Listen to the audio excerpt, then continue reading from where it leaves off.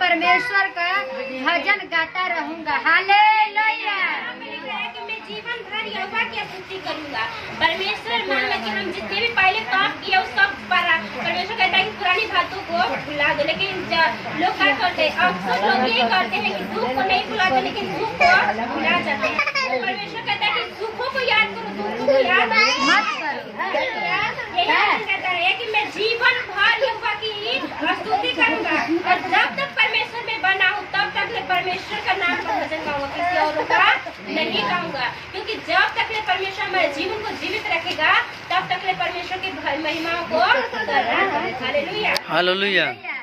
तुम प्रधानों पर भरोसा न रखना, न किसी आदमी पर, क्योंकि उसमें उद्धार करने की भी शक्ति नहीं। हालेलुया। मनुष्य में उद्धार करने की शक्ति है नहीं, क्योंकि साधारण एक मनुष्य है, परमेश्वर ने उसे बनाया तो उद्धार कहाँ से कर सकता है। हमें भी परमेश्वर बनाया, अगर हमारे में शक्ति होता तो हम आज यहाँ पर नहीं होते, नहीं ना होते हम सब यहाँ पर। लेकिन मनुष्य में शक्ति नहीं है, फिर भी लोग उस ओझा पर और लगा करते हैं, अंधे मूर्तियों पर भरोसा उतना ही रखते हैं जितना पर परमेश्वर पर रखना चाहिए।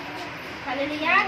हालेलुया। तुम प्रधानों पर भरोसा न करना, न किसी आदमी पर, क्योंकि उसमें उद्धार करने की शक्ति नहीं है। जो प्रधान है उस पर भी हमें, मुखिया सरपंच है उस पर भी भरोसा नहीं करना है, क्योंकि मनुष्य को धोखा दे सकता है लेकिन परमेश्वर धोखा नहीं दे सकता है। वही वचन कहता है यहाँ पर कि तुम आदमियों पर भी भरोसा न रखना। आजकल लोग भाई भाई के नहीं होते, दया के नहीं होते, पड़ोसी किसी के नहीं होते हैं, तो हम भरोसा कैसे कर ले किसी पर। सिर्फ परमेश्वर है जो भरोसे के लायक है। हालेलुया।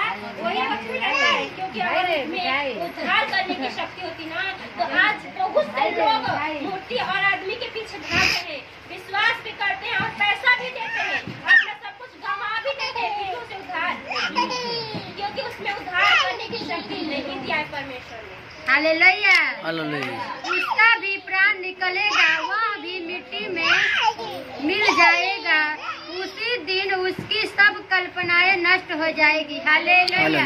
मनुष्य है, उसमें उद्धार करने की शक्ति नहीं है। जैसे हमारा प्राण निकलता है तो कल उसका भी निकलेगा, वो भी मरेगा, और संसार में देख रहे हैं कि मर भी लोग रहे हैं।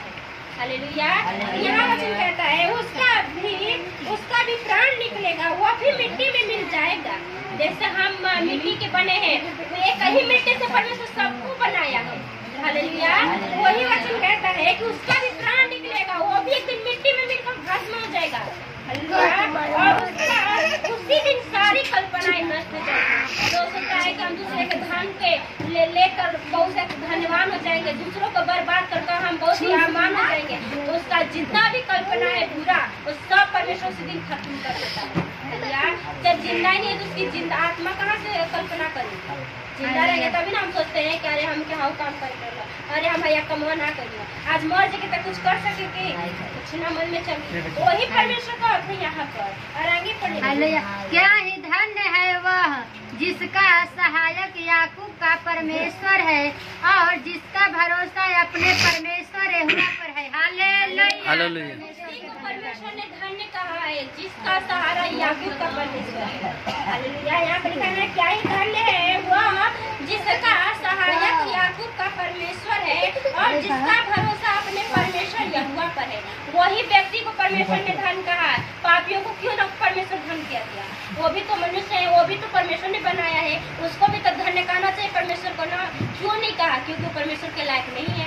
जो परमेश्वर को अपनाएगा, जो भरोसा रखेगा, जो उस पर चलेगा, उसी को परमेश्वर धन्य कहेगा। हालेलुया।